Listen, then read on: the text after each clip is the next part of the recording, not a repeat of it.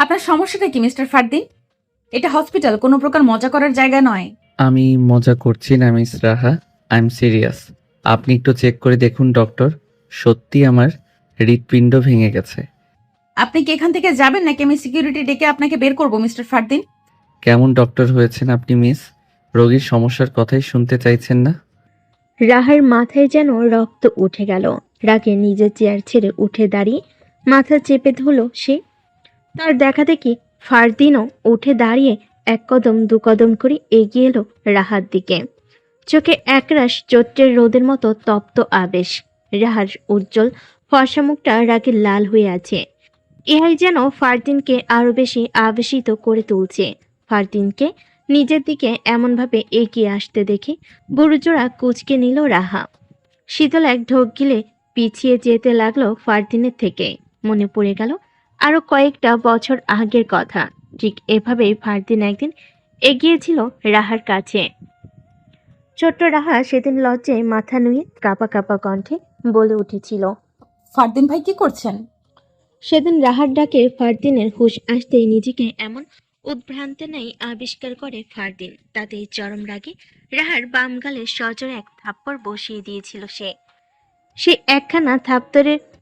একখানা থাপ্পড়ের প্রতিরূপ হিসাবে ফারদিন সেদিন মাঝপথে ছেড়ে এসেছিল ছোট্ট রাহাকে। কিন্তু আজ আর ফারদিন তাকে থাপ্পড় দিল না, বরং নিজের হাতখানা উঠে আঙ্গুলের ডগায় আলতো ছুঁয়ে দিল রাহার গালে। অদ্ভুত শিহরণে কেঁপে চোখ খিচে বন্ধ করে নিল রাহা। লোকটির স্পর্শ আজও তাকে ভীষণভাবে সম্মোহন করে দেয় যে। সেই 5টি বছর আগের মতো করে এখনো রাহার হৃদয়ে সুপ্ত অনুভূতিরা তীব্র আন্দোলনে মুখরিত হচ্ছে যেন। চোখ বন্ধ অবস্থায় কম্পয়মান স্বরে আস্তে করে বলে উঠল। ফারদিন ভাই, দূরে সরুন। ফারদিন যেন শুনেও শুনল না রাহার করুণ কণ্ঠের কথাখানা। বরং আরো এক কদম কাছে এসে বরং আরো এক কদম কাছে এগিয়ে এলো রাহার। ঠিক যতটা কাছে থাকলে নিঃশ্বাসের শব্দগুলো কর্ণপাত হয় একে অপরের। ফারদিনের কণ্ঠ জমে এলো শীতল চোখে রাহার দিকে তাকিয়ে বলে উঠল। এবার যে আর দূরে সরার জন্য আসিনি রে আমি।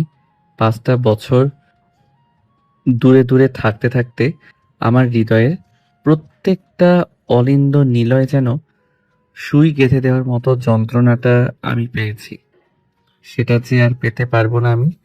এবার আমি তোর ভালোবাসাকে নিজের করে নেওয়ার জন্য এসেছি, আর সেটা করেই যাব। আমি আর আপনাকে ভালোবাসি না ফারদিন ভাই। আমি তো বাসি, আমার ভালোবাসা দিয়েই এবার তোকে জয় করে নেব আমি। তুই হবি আমার ডাক্তার বউ। আমি আপনাকে আর চাই না ফারদিন ভাই। আপনি প্লিজ দূরে সরুন, আমার অস্বস্তি হচ্ছে। তপ্ত এক নিঃশ্বাস ফেলে ফারদিন ছেড়ে দাঁড়ালো রাহাকে। সাথে সাথে রাহা টেবিলের উপর থেকে এক গ্লাস পানি নিয়ে ঢকঢক করে পান করলো। পরক্ষণে ক্রুর দৃষ্টিতে ফারদিনের দিকে তাকিয়ে কঠিন কণ্ঠে বলল। আপনি আর আমার পিছু নেবেন না মিস্টার ফারদিন। আপনাকে আমি ঘৃণা করি। বলেই রাহা দ্রুত গতিতে নিজের চেম্বার থেকে বেরিয়ে গেল। যেতে যেতে হসপিটালের শিডিউল ম্যানেজমেন্টকে বলে গেল। আজকের মতো আমার বাকি সিরিয়ালগুলো কেটে দাও, ইম্পর্টেন্ট কাজ আছে। যাচ্ছি আমি। ম্যানেজমেন্টের লোকটিও ওকে ম্যাম বলে সম্মতি জানালো। হসপিটাল থেকে বেরিয়ে এলো রাহা। হাত ঘড়িতে সময় দেখে একবার রাস্তার এপাশ ওপাশ তাকালো। 14 গ্রাম থেকে আজই ঢাকায় শিফট হয়েছে রাহা। এখন থেকে এই হসপিটালে কাজ করতে হবে তার। বিষয়টা হুট করে উপর মহল থেকে ধাতস্থ করা হয়েছে যে আগে থেকে থাকার মতো রুমও দেখা হয়নি তার। এমন অবস্থায় এক টুকরো সহায় হিসেবে পাশে রয়েছেন রাহার বাবার খুবই ঘনিষ্ঠ বন্ধু শফিক আহমেদ। তিনি জানার পরই বলে দিয়েছেন রাহামা তার বাড়িতেই থাকবে যতদিন মন চায়। প্রথম দিকে রাহা রাজি না হলেও পরে ভেবেচিন্তে বলল থাকার মতো রুম পেলেই চলে যাবে শফিক সাহেবের বাড়ি থেকে। দাঁড়িয়ে থেকে ব্যাগ থেকে রাহা ফোনটা বের করে চেক করে নিল। মনে মনে ভাবলো, আঙ্কেল তো বলেছিল গাড়ি থাকবে আশেপাশেই, নম্বর অনুযায়ী মিলিয়ে নিতে। একটু খোঁজাখুঁজি করতে নম্বর অনুযায়ী বাড়িটা পেয়ে গেল সে। বাড়ির সামনে গিয়ে কাউকে পেল না সে। তপ্ত রোদে ঝলকানি থেকে বাঁচতে গাড়ির ভেতরে বসে ড্রাইভারের জন্য অপেক্ষা করতে লাগলো সে। এরই মধ্যে শফিক সাহেবের কল এলো রাহার ফোনে। আসসালামু আলাইকুম আঙ্কেল। ওয়ালাইকুম আসসালাম মামুনি। গাড়ি পাঠিয়েছি, খুঁজে পেয়েছো? জি আঙ্কেল, গাড়ি তো খুঁজে পেয়েছি, কিন্তু কেউ যে নেই গাড়িতে। ওটা আমার ছেলের গাড়ি মামুনি। ও এসে গেছে তোমাকে নিয়ে আসতে। তুমি চিন্তা করো না, হয়তো আশেপাশে আছে, চলে আসবে ও। আচ্ছা আঙ্কেল। হ্যাঁ, আর কোনো সমস্যা হলে নির্দ্বিধায় আমার ছেলেকে জানিও, কেমন? ঠিক আছে আঙ্কেল। সাবধানে এসো, অপেক্ষা করছি তোমার জন্য। আল্লাহ হাফিজ মামুনি। আল্লাহ হাফিজ। কল কেটে রাহা কিছুক্ষণ উদাসীন মনে তাকিয়ে রইল বৃহৎ এই শহরের যানজটে পূর্ণ রাস্তার দিকে। মাথায় ঘুরছে শুধু একটু আগের ঘটনাটা। এই শহরের প্রথম দিনই যে অনাকাঙ্ক্ষিত একজনের সাথে দেখা হয়ে যাবে তার স্বপ্নও ভাবতে পারেনি রাহা। 5টা বছরের প্রতীক্ষাগুলো করতে করতে রাহা যে তার আর ফেরার আশাই করেনি কখনো। তাও সে আজ আবার ধরা দিয়েছে রাহার কাছে। কিন্তু কেন? ফিরিয়ে দিয়েছিল সে তো সেই কবেই। এখন আবার কেন ফিরতে চাইছে সে? ড্রাইভিং সিটে কেউ একজন এসে বসতেই রাহা এক পলক সামনে তাকালো। লোকটার মুখ দেখা যাচ্ছে না খুব একটা পেছন থেকে। রাহার বিন্দু পরিমাণ আগ্রহ নেই তাতে। শব্দপণে নিজের চোখ দুটি মুছে নিজেকে সামলানোর চেষ্টা চালালো, কিন্তু চোখে যে বাদ মানার নয়। সামনে থেকে মিরর গ্লাসে এক জোড়া চোখ আবদ্ধ হলো রাহার মুখে। মুহূর্তেই সামনে থেকে টিস্যু প্যাকেট এগিয়ে দিল রাহার দিকে। সেদিকে এক পলক তাকিয়ে রাহা বাইরে মুখ নিয়ে আস্তে করে বলল। লাগবে না, ধন্যবাদ। আর কোনো টু শব্দ শোনা গেল না গাড়ি থেকে। কিছু মুহূর্ত পর গাড়ি এসে থামলো একটি ডুপ্লেক্স বাড়ির সামনে। রাহা তাকিয়ে দেখতে লাগলো সেই বাড়িটি। দেখে এতটাই মগ্ন ছিল যে তার খেয়ালই নেই গাড়ি কখন থামলো। তখনই পাশ থেকে গাড়ির দরজা খুলে কেউ একজন বলে উঠল। নেমে আসুন মিস রাহা। কথার ঘোর কাটতেই রাহা তাকিয়ে দেখলো এতক্ষণ ড্রাইভ করার লোকটি আর কেউ নেই, বরং ফারদিন আহমেদ। তাকে দেখেই রাহার রাগ চরমে উঠে গেল। বুড়ো কুচকে রাগী স্বরে জিজ্ঞেস করে উঠল। আপনি আপনি এখান পর্যন্ত চলে এসেছেন আমার পিছু নিতে নিতে? জি না ম্যাম, আমি আপনার পিছু নেইনি। একদম বাজে কথা বলবেন না। আপনি এখানে কেন এসেছেন? কেন আপনি আমার পিছু ছাড়ছেন না? আগে গাড়ি থেকে নামুন। না, আমি নামবো না। আপনি আমাকে কোথায় নিয়ে এসেছেন? আপনার যেখানে আসার কথা ছিল সেখানেই নিয়ে এসেছি, আসুন। রাহা কিছুতেই নামতে রাজি হচ্ছে না। বেশ অনেকক্ষণ পর ফারদিন বিরক্ত হয়ে তার একটি কথাও না বলে সোজা রাহাকে পাজা করে তুলে নিল। ঘটনাটা অনুধাবন করতেই রাহা চেঁচাতে লাগলো, ফারদিন নাচর বান্দা! সে একটুও কথা না বলে সোজা রাহাকে নিয়ে হেঁটে যেতে লাগলো বাড়ির ভিতর। ড্রয়িং রুমে আসতেই শফিক সাহেব এমন কাণ্ড দেখে তড়িঘড়ি করে উঠে দাঁড়ালেন সোফা ছেড়ে। গলা খাকারি দিয়ে জিজ্ঞেস করলেন। কি হয়েছে ফারিদা? কি হয়েছে ফারদিন? রাহা মামুনিকে এভাবে কেন আনছিস? ফারদিন এবার রাহাতকে কোল থেকে নামি দাঁড় করিয়ে বলল। তোমার রাহা মামুনি ভেতরে আসতেই চাইছিল না, তাই আমার আর কোনো উপায় ছিল না এটা ছাড়া।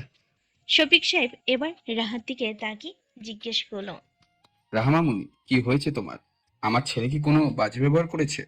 রাহা আস্তে ধীরে শফিক সাহেবের পা ছুঁয়ে সালাম করে অবাক নেত্রে জিজ্ঞেস করলেন। উনি আপনার ছেলে আঙ্কেল? হ্যাঁ, তোমাকে বলছিলাম না আমার ছেলে তোমাকে নিয়ে আসবে। ও, এ তো সেই ফারদিন। রাহা অবাক লোচনে তাকালো ফারদিনের দিকে, যে এতক্ষণে শিরবে উঠতে উঠতে শফিকের উদ্দেশ্যে বলছিল। ও আমাকে ভালো করেই চিনে আব্বু, তুমি আর নতুন করে চিনিয়ে দেওয়া লাগবে না।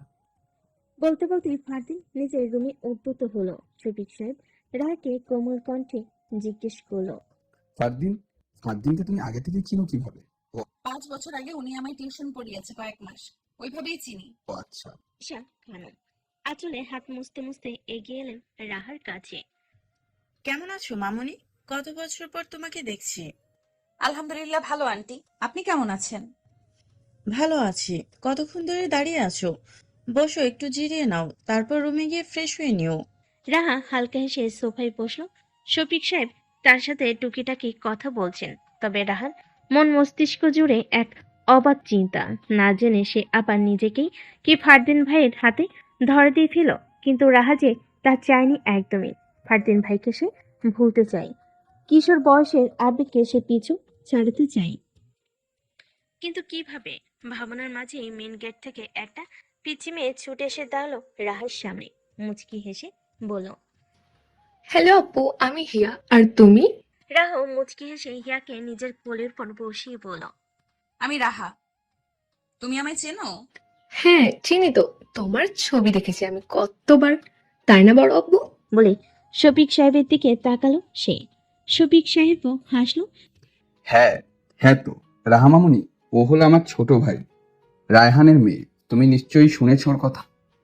হ্যাঁ, শুনেছি তো। হিয়া তো খুব মিষ্টি মেয়ে। হিয়া উল্টো ফিরে রাহার দুগাল টেনে বলল। তুমিও খুব মিষ্টি দেখতে আপু। বলে আবার ছুটল নিজের ঘরের দিকে। হিয়ার মা সীমা বেগমও এসে রাহার সাথে টুকটাক কথা বলে নিল। তার বড় এক ছেলে আছে নাকি, নাম সিফাত। কিছুক্ষণ সবার সাথে গল্প করার পর রাহাকে তার নির্ধারিত রুম দেখিয়ে দিল। তারপর রাহা ফ্রেশ হয়ে নিজের মা বাবার সাথে কথা বলে নিল ফোনে। সবকিছু সেরে নিচে নেমে এলো আবার। তাকে দেখে দিশা খানম ডেকে বলেন। মামুনি, টেবিলে আসো, নাস্তা করে নাও। এসেছো ধরে কিছুই খাওনি। রাহার কথা বাড়ালো না। টেবিলে ইতিমধ্যেই হিয়ার বাবা রাহেন শফিক সাহেব উপস্থিত ছিলেন। নাস্তা করতে করতে রাহেন হেসে রাহাকে জিজ্ঞেস করলো। তো পুরাতন দিন হসপিটাল কেমন কাটলো মামুনি? জি, মোটামুটি ভালো আঙ্কেল। দেখো মামুনি, যেহেতু তুমি একজন হার্ট সার্জন, তাই আশা করছি ইমার্জেন্সি ছাড়া তেমন সমস্যা হবে না তোমার। জি। তোমার বাবা বললো তুমি নাকি অন্য কোথাও থাকার জায়গা খুঁজছো। কথার মাঝে উপর থেকে ফারদিন এসে একদম রাহার চেয়ার বরাবর টেনে বসলো। তাকে দেখি একটু নড়েচড়ে বসলো রাহা। এক নজর উঠে ফারদিনের মুখের দিকে তাকাতেই বুকের ভেতর দিম দিম আওয়াজে ঝড় উঠলো যেন। এ কেমন অনুভূতি হচ্ছে রাহা? লোকটার এক নজর এত কেন তীর্যক? আমাদের বাড়িতে থাকতে কি তোমার অস্থির হচ্ছে মামুনি, নাকি তুমি আমাদের আপন ভাবো না? না না আঙ্কেল, এমন কিছুই নয়। আসলে হসপিটাল থেকে হুট করে এভাবে শিফট করে দিল যে আমি আগে থেকে বাসাও ঠিক করতে পারিনি। এই জন্য আপনাদেরও সমস্যায় ফেলতে হচ্ছে। তাই ভাবছিলাম। দেখো মামুনি, এটা ঢাকা শহর, এখানে বাসা তুমি খুঁজে পাইতেই পারো, কিন্তু নিরাপত্তা পাবে না তুমি ওইভাবে। কিন্তু নিরাপত্তা পাবে না তুমি ওইভাবে।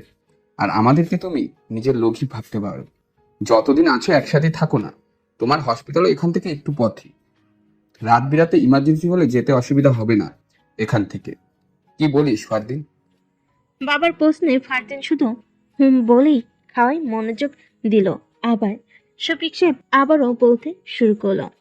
আর এখানে থাকলে ফারদিনও তোমার খুঁটিনাটি বিষয়ে হেল্প করতে পারবে, যেহেতু তোমরা আগে থেকেই পরিচিত। রাহ একবার মুখ তুলে ফারদিনের দিকে তাকাতেই চোখাচোখি হলো দুজনের। মতেই রাহাত চোখ নামিয়ে নিল। নাস্তা শেষ করে ফারদিন দিশা খানমের দিকে এক পলক তাকিয়ে বলল। আমি বেরোচ্ছি আম্মা। তাড়াতাড়ি ফিরবি। দেখি। বলে আর দাঁড়ালো না সে, বেরিয়ে গেল বাড়ি থেকে। রাহাত তার যাওয়ার পানে তাকিয়ে আবার মনোযোগ দিল খাওয়ায়। একটু পরে রুমে গিয়ে মন টিকলো না রাহাত। নিজের পরিচিত রুমটা ছেড়ে হুট করে কি নতুন একটা ঘরকে আপন করে নেওয়া চাই। কিছুক্ষণ এদিক সেদিক করে আবারও বাধ্য হয়ে নিচে নেমে এলো সে। সিঁড়ি দিয়ে নামার সময় দেখলো দিশা খানম আর সীমা বেগম সোফায় বসে টিভি দেখছে। পাশেই হিয়া তার এক ঝুড়ি খেলনা নিয়ে খেলছে। রাহকে দেখে দিশা খানম ডেকে উঠলেন। এদিকে এসে বসো মামুনি। রাহা এগিয়ে গিয়ে দিশার পাশে বসলো। রাহার চোখ দুটি লাল হয়েছে। তা দেখে দিশা আলতো হাতে রাহার চুলে হাত বুলিয়ে দিয়ে বলল। শরীর খারাপ লাগছে মামুনি? তেমন কিছু না আন্টি, সারাদিনের জার্নির জন্য একটু ক্লান্ত। তো রুমে গিয়ে একটু ঘুমিয়ে নাওনি কেন? রুমে একা একা ভালো লাগছে না। দিশা হাসলো, নিজের কোলের দিকে ইঙ্গিত করে বলল। এখানে মাথা রেখে শোতো দেখি, আমি মাথায় বিলি কেটে দিচ্ছি, দেখো ভালো লাগবে একটু।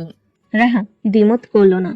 হালকা হেসে আলতো করে দিশা খানমের কোলে শুয়ে পড়ল। দিশা খানমও আলতো হয়ে রাহার চুলে বিলি কেটে দিতে লাগলো।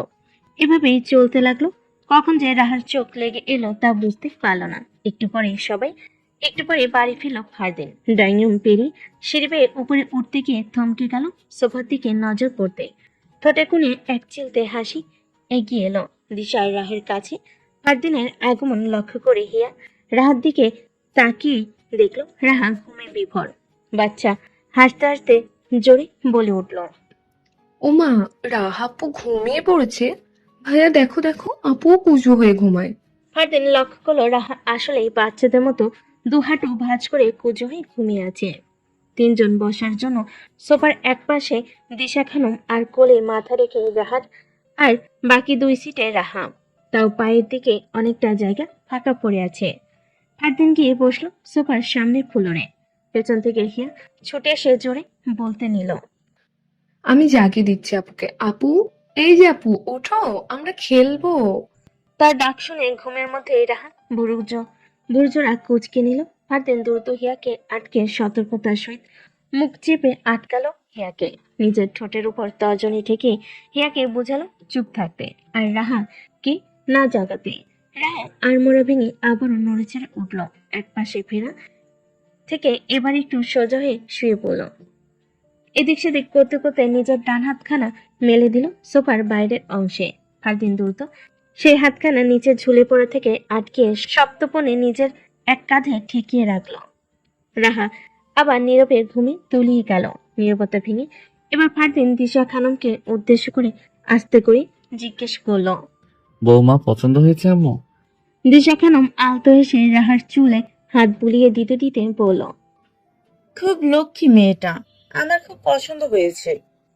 ফারদিন আলতো করে নিজের কাঁধে রাখা রাহের হাতটা নিজের হাতের মুঠোয় পুরে নিল। ঠোঁটের কাছে নিয়ে হাতের উল্টো পিঠে নীরব একটা চুমু খেয়ে বলল, আমার 5টা বছরের অপেক্ষার ফল আম্মু। কি যে কষ্ট হয়েছে তুমি বুঝতে পারছো তো? এত অপেক্ষা না করে 5 বছর আগেই তো বৌমাকে ঘরে তুলতে পারতে। আমরা কি বারণ করতাম তোকে? ফারদিন মায়ের দিকে তাকি নীরব হাসলো। পরক্ষণে রাহের মুখের দিকে তাকি আস্তে করে বলতে লাগলো, তখন তো আমি ওর যোগ্য ছিলামই না আম্মু। এই যে ঘুমন্ত পরীরের যোগ্য সম্মাননায় নিজের করে নেওয়ার জন্যই আমার অদম্য জেদ আমাকে আজ এই পর্যায়ে নিয়ে এসেছে। এখন আমি সফল আর আমার পরীটার যোগ্য। তা ওকে জানিয়ে দিলে তো পারতি, শুধু শুধু মেয়েটাকে এতগুলো বছর কষ্ট দিলি। সেদিন যদি আমি ওকে আমার মনের অনুভূতি জানাতাম তাহলে আজও সফল হতে পারতো না। ওর এইচএসসি এক্সাম ছিল আম্মু, কিন্তু ওর চিন্তা ভাবনা পুরোটা জুড়েই ছিলাম আমি। আমাকে নিয়ে ভাবতে ভাবতে ও এতটাই বিভোর থাকতো যে পড়ালেখায় তার মনই থাকতো না। তাই বাধ্য হয়ে ওর মন থেকে সরে আসতে হয়েছে আমার। আমি সরে এসেছি বলেই এই 5 বছরে ও নিজেকে প্রতিষ্ঠিত করতে পেরেছে। ততদিনে যদি অন্য কেউ ওকে নিয়ে যেত? এত সহজ? আমি ওকে ছাড় দিয়েছি আম্মু, কিন্তু ছেড়ে দেইনি। 5 বছর আগে থেকেই ওর সবকিছু আমার জানা। ও কখন কোথায় যায়, কার সাথে মিশে, কে ওর কাছে যাওয়ার চেষ্টা করেছে, সবটা আমার জানা। আমি আমার কলিজার দিকে কাউকেই হাত বাড়াতে দিব না আম্মু। যা হয়েছে হয়েছে, এবার নিজেদের মধ্যে সব মনোমালিন্য মিটিয়ে নিয়ে আমার বৌমাকে সসম্মানে নিজের করে নে। আর কষ্ট দিস না মেয়েটাকে। ধৈর্য তো আরেকটু ধরতে হবে আম্মু। সেই 14 গ্রাম থেকে ম্যাডামকে এখান পর্যন্ত আনার জন্য আমার 2 মাস সময় লেগেছে। কতটা দৌড়ঝাঁপ করতে হয়েছে তা আমি বুঝতে পারি। দিশা তপ্ত এক নিঃশ্বাস ফেল। এখন কি করবি ও যদি এত কিছু বুঝতেই না পারে? ফারদিন উত্তর দিল না। নীরবে রাহার মুখের দিকে তাকিয়ে হাসলো একটুখানি। আমি ওকে জানিয়ে দিই বরং, ডিনার সেরেই ঘুমাক। না আম্মু, জাগিও না। হুট করে ডাকলে ওর মাথা ধরে যায়, নিজে থেকে উঠলে পরে খেয়ে নিবে। তুমি বরং ওর খাবারটা প্লেটে নিয়ে রুমে রেখে এসো। আমি ওকে রুমে শুইয়ে দিয়ে আসছি ঠিক মতো। বলে ফারদিন আস্তে করে ঘুমন্ত রাহাকে পাজা করে তুলে নিল। তারপর ধীরে সুস্থে সিঁড়ি বেয়ে উঠে পৌঁছালো রাহার জন্য নির্ধারিত রুমটায়। পরের দিন সকালে রাহা যথারীতি রেডি হয়ে নিচে নেমে এলো। দিশা খানম আর সীমা বেগম তখন রান্নাঘরে খুনসুটি কাজে ব্যস্ত। হিয়া সোফায় বসে তার খেলনাপাতি নিয়ে খেলছে। সেদিকে একবার তাকিয়ে রাহা এগিয়ে গেল দিশা খানমের কাছে। ইস, আর একটু আগে উঠলে আপনাদের হেল্প করতে পারতাম। আচ্ছা, কাল থেকে আরো আগে উঠবো আমি। বলে কিছুতেই হাত লাগাতে গেলে দিশা খানম তার হাত চেপে ধরে নিল খপ করে। তোমার কোনো কাজ করতে হবে না মামনি, আর বেশি সকাল সকাল ওঠারও প্রয়োজন নেই। আমরা ঠিক সামলে নিতে পারবো। রেডি হয়ে নেমেছো? টেবিলে গিয়ে বসো, আমি ব্রেকফাস্ট দিচ্ছি তোমাকে। মাঝে বাড়ির সদর দরজা দিয়ে প্রবেশ করলো একটি ছেলে। এ আর কেউ নয়, রাহেনের ছেলে সিফাত। আম্মু, আমার ব্রেকফাস্টটা ওপরে পাঠিয়ে দিও তো একটু। বলে সিফাত সিঁড়ি বেয়ে নিজের রুমে চলে যেতে নিয়েও রান্নাঘরে অপরিচিত এক মেয়েকে দেখে থেমে দাঁড়ালো। ভুরু কুঁচকে ওপর থেকে একদম নিচ পর্যন্ত পরখ করে রাহাকে। রাহা তার দিকে তাকিয়ে তা দেখে সীমা এগিয়ে এসে বলে, এটা আমার ছেলে সিফাত, আর সিফাত এ হলো রাহা, তোর চাচুর বন্ধুর মেয়ে। এখন থেকে আমাদের সাথেই থাকবে। সিফাত এক ভুরু উঁচু করে আপন মনে বিড়বিড় করে বলল, আমাদের সাথেই থাকবে? Very good. আমাদের সাথে থাকবে মানে আমার সাথে থাকবে তুমি, সুইটি। সিফাত নজর সরালো না রাহার দিক থেকে। তার দৃষ্টিভঙ্গি দেখে রাহার কেমন অস্বস্তি লেগে উঠল, সাথে সাথে চোখ নামিয়ে ফেলল সে। সিফাত রাহার দিকে দৃষ্টি রেখেই উপরে চলে গেল, মুখে ফুটে উঠল তার শয়তানি হাসি। শফিক সাহেব রাহাকে ডেকে বলল নাস্তা করে নিতে। রাহাও হাসি মুখে গিয়ে টেবিলে বসলো। একটু পরে ফারদিন একেবারে ফর্মাল গেট আপ নিয়ে এসে বলল রাহার বরাবর এসে বসলো রাহার বরাবর চেয়ারে। রাহা তাকালো তার দিকে। বলতে গেলে এই প্রথমবার ফারদিনকে সে ফর্মাল এই গেট আপে দেখছে। 5 বছর আগে যে কয়েক মাস রাহাকে পড়িয়েছে সেও কোনোদিন এত সুন্দর করে জানি। সবই এই নর্মালের মধ্যে শার্ট না হয় টি শার্ট পরতো সে, কিন্তু আজ একেবারে ইন করে ব্লেজার সহ। রাহা কি একটু হলো চোখে তৃষ্ণা মিটাচ্ছে? হ্যাঁ, হয়তো হ্যাঁ, যতই মুখে বলুক সে ফারদিনকে ঘৃণা করে, কিন্তু আসলে যে রাহার মনের মধ্যে সমস্তটা জুড়ে আজও ফারদিন ভাই এর বসবাস। সে 5টা বছর আগের মতোই আজও তো রাহা ফারদিনকে দেখলে তার চোখ ফেরাতে পারে না। Good morning everybody. ফারদিনের হাসকি কণ্ঠের আভাস পেয়ে ঘোর কাটলো রাহার। দ্রুত চোখ সরিয়ে নিয়ে খাওয়ায় মনোযোগ দিল সে। Good morning. গুড মর্নিং বেটা। গুড মর্নিং ভাইয়া।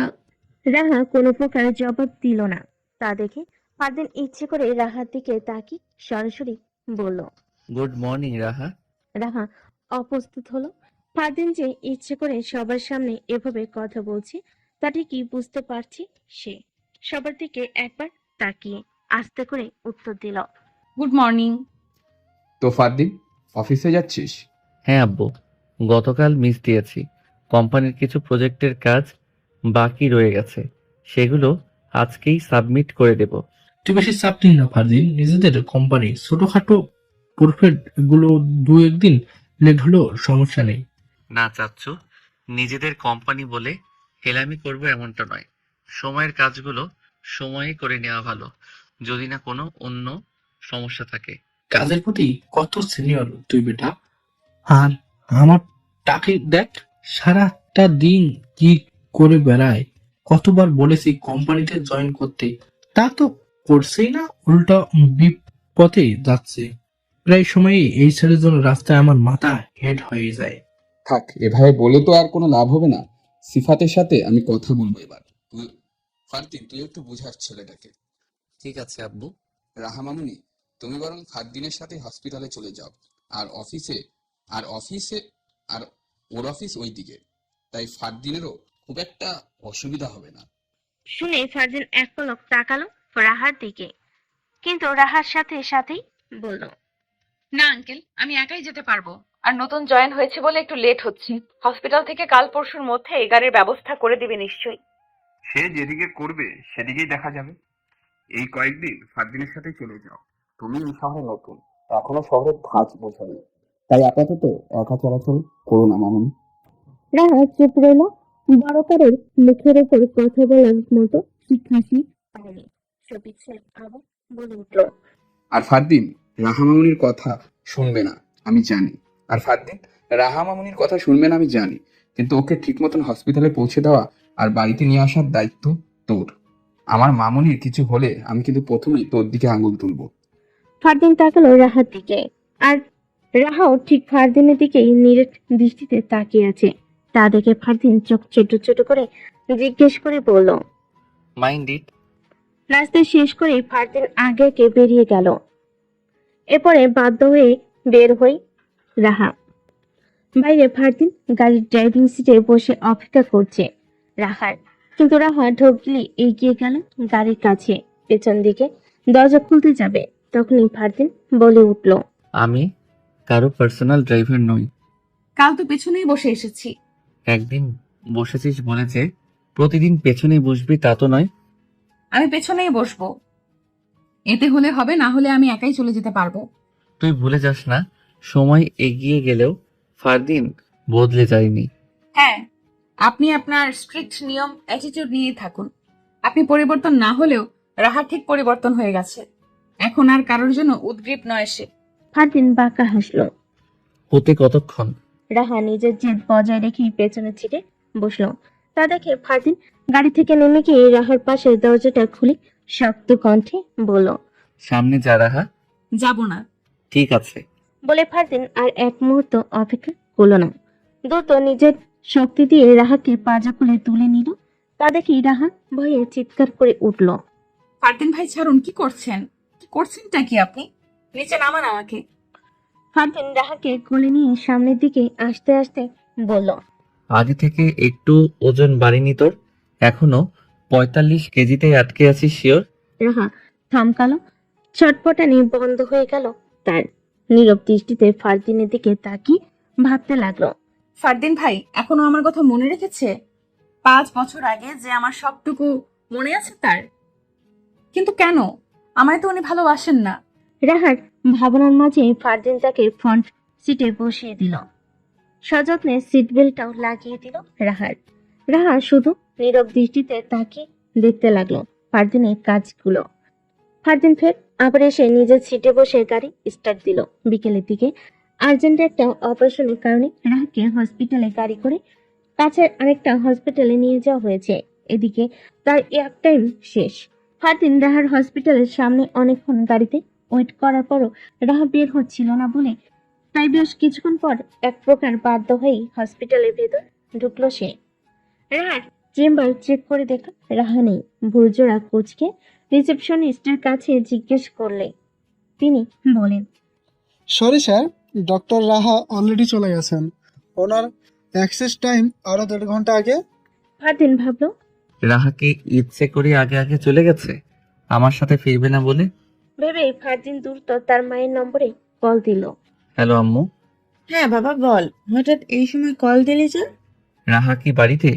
কই না তো, মামনি তো ফিরেনি এখনো। কোনো সমস্যা বাবা? না না, আচ্ছা আমি হসপিটালে দেখছি ওকে। বলে কল কেটে দিল। মুহূর্তে খানিক চিন্তায় পড়ে গেল সে। কোথায় যেতে পারি রাহা? শহরটা যে তার কাছে একদমই নতুন। ফারদিন এবার কল দিল রাহার নাম্বারে। 1 বার 2 বার 3 বার এমন করে বেশ কয়েকবার রিং হয়ে কেটে গেল ফোন। কেউ রিসিভ করলো না। ফারদিনের শরীর হুট করে ঘামতে শুরু করলো। তার 5 বছরের অমিলান ভালোবাসার একটা হিরে এই রাহা। এতগুলো বছর দূর থেকে দেখে শুনে রেখেছে ফারদিন রাহাকে। আর এই এখন শেষ মুহূর্তে এসে বুঝি কাছ থেকেও রাহাকে সে সামলে নিতে পারছে না। রাহা কি কোনো বিপদে পড়লো? ভাবনার মাঝে কল রিসিভ হলো। সাথে ভেসে এলো অপর পাশ থেকে এক পুরুষ কণ্ঠ। ফারদিন থমকালো। রাহার ফোনে এলো কে? আমার রাহা কোথায়? ওর ফোন কার কাছে? আপনি কে? স্যার, আমি একজন হসপিটাল ম্যানেজমেন্টের লোক। ডক্টর রাহা ইমার্জেন্সি ওটিতে আছে, তাই ওনার প্রয়োজনীয় জিনিস বাইরে। ফোনটাও। ওটিতে মানে? ও তো অনেক আগে হসপিটাল থেকে বের হয়ে গেছে। জি স্যার, ওনার হসপিটাল থেকে জেডএস হসপিটালে ইমার্জেন্সি নিয়ে আসা হয়েছে ওনাকে। রোগীর অবস্থা জটিল ছিল, ইমিডিয়েট অপারেশন করাটা প্রয়োজন। আর আমাদের হসপিটালের হার্ট সার্জেন্ট আজ একটু ছুটিতে আছে, তাই ডক্টর রাহাকে এখানে নিয়ে আসা হয়েছে। ঠিক আছে, থ্যাংক ইউ। ফারদিনের মন কিছুটা শান্ত হলো। রাহা ঠিক আছে। তবু সে আর 1 মিনিটও ওয়েট করলো না। গাড়ি নিয়ে ছুটলো জেড হসপিটালের দিকে। রাকে নিজ চোখের সামনে দেখার আগে মন ভরছে না তার। হসপিটালে পৌঁছেই রিসেপশনিস্ট থেকে খবর নিয়ে ফারদিন পৌঁছে গেল দোতলায়। সেখানে পেয়ে গেল রাহাত দেখা। ক্লান্ত পরিশ্রান্ত মুখমণ্ডল নিয়ে মাত্র এসে অপারেশন থিয়েটার থেকে বের হয়ে রোগীর লোকজনের সাথে কথা বলছিল। কথা শেষ করে সামনে এগোতে নিলেই চোখাচোখি হলো তার ফারদিনের সাথে। সামনে এগিয়ে বলল, আপনি এখানে? এখানে তো আসার কথা ছিল না আপনার। আপনাকে নিতে এসেছি ডক্টর ম্যাম। কাজ কি শেষ? হ্যাঁ, আপাতত শেষ। আপনি কষ্ট করে আসার প্রয়োজন ছিল না। আমার নতুন কলিগ তার গাড়ি করে এমনিই পৌঁছে দিত বাড়িতে। যাকে তাকে বিশ্বাস করা উচিত না ডক্টর ম্যাম। আমি যাকে তাকে বিশ্বাস করছিও না। কথার সাথে সাথেই রাহা বেসিনের সামনে গিয়ে নিজের হাত মুখে পানি ছিটিয়ে নিল। বেঁধে রাখা চুলগুলো খুলে হালকা গুছিয়ে নিয়ে কাঁকড়া ব্যান্ড দিয়ে বাঁধার চেষ্টা করলো। আমাকে করেন বিশ্বাস? রাহা তপ্ত নিঃশ্বাস ফেলল। ফারদিন ভাইকে সে ঘৃণা করে, কারণ রাহার ভালোবাসাকে মেনে নেয়নি। উল্টো সেদিন রাহার গালে ভীষণ জোরে এক থাপ্পড় দিয়ে সে যে উধাও হলো আর ফেরেনি কখনোই। দিনে দিনে রাহা তার ফারদিন ভাইকে এক ফালি দেখার অভাবে কতটা পড়েছে তা কি জানে ফারদিন ভাই? জানে না। আর জানে না বলেই রাহা তাকে ঘৃণা করে। মূলত ঘৃণা করে না, বরং বলা যায় আর ভালোবাসতে চায় না। কিন্তু ফারদিন ভাইয়ের প্রতি এখনো তার অগাধ বিশ্বাস। এখানে ওয়েট করুন, চেঞ্জ করে আসছি। বলেই রাহা হসপিটালের চেঞ্জিং রুমে ঢুকতে নিলে ফারদিন তার বাহু টেনে আটকে হলো। রাহার দিকে একটু এগিয়ে গিয়ে লক্ষ্য করলো রাহার পরনে স্যুটের দিকে আকাশি রঙের কুর্তি। পায়জামা সেট দেখেই বোঝা যায় এটি অপারেশনের সময় পরিধান করা স্যুট। চেঞ্জ করার আগে রুম চেক করে নিয়েছিলি? চেক বলতে? রুমে তো কেউ ছিল না। পাগল তুই! রুমটায় কোনো হিডেন ক্যামেরা আছে কিনা দেখিসনি? না। উফ রাহা, এটা ঢাকা শহর। এখানে এরকম অনেক কিছুই খেয়াল রাখতে হয় বোকা। আয় তুই। বলে ফারদিন রাহাকে নিয়ে রুমটায় ঢুকে আস্তে করে দরজা লক করে দিল। তারপর হাত বাড়ি রুমের লাইট অফ করে দিতেই রাহা ভয়ে চেঁচিয়ে উঠল। লাইট কেন অফ করেছেন? আলো থাকলে বোঝা যায় না। বলে ফারদিন ফোনের একটি অ্যাপ অন করে সেটি দিয়ে পুরো রুমটার এদিক ওদিক স্ক্যান করতে লাগলো। একটু পরে ফোনের অন্ধকারের মাঝে একটা ছোট্ট একটা লাল বিন্দু দেখা গেল। তা দেখে ফারদিন আস্তে করে বলল। ওই দেখ ক্যামেরা এইখানে। কথাটা শোনা মাত্রই রাহার বুক কেঁপে উঠল। পেছন থেকে দু হাতে ভয়ে ফারদিনের বাহু চেপে ধরল। তটস্থ কণ্ঠে বলল। ফারদিন ভাই। রাহার এমন ভীত ভাব দেখে ফারদিন দ্রুত হাত বাড়িয়ে লাইট জ্বালালো। রাহার দিকে ফিরে চোখ ছোট ছোট করে তাকাতে রাহা মুখ নামিয়ে ফেলল। মিনমিন করে বলল।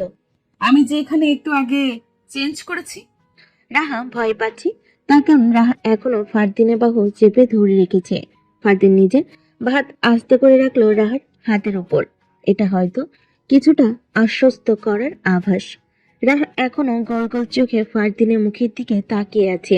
এবার ফারদিন এক হাতে টিস্যুর প্যাকেট থেকে টেনে টেনে একসাথে 4-5টা টিস্যু নিয়ে ভিজিয়ে দলা করে মারল ওই যে ক্যামেরাওয়ালা জায়গাটায়।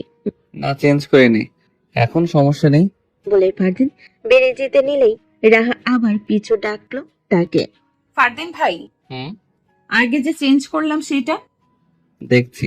ফারদিনের কথা শুনে রাহা চোখ বড় বড় করে বলল। দেখছেন মানে? ফুটেজ ডিলিট করাচ্ছি, বুদ্ধ একটা। বলে ফারদিন চলে গেল। রাহু সেদিকে তাকিয়ে দরজা আটকালো। চেঞ্জ করে রাহু দেখলো না ফারদিনকে। এদিক ওদিক তাকিয়ে একটু খুঁজে দেখলো, কিন্তু নেই সে। রাহু এবার নিচতলায় নেমে ম্যানেজমেন্টের দিকে রওনা হলো, কারণ অপারেশন থিয়েটারে ঢোকার আগে নিজের সাথে আনা জিনিসপত্র সেখানে জমা রাখা হয়।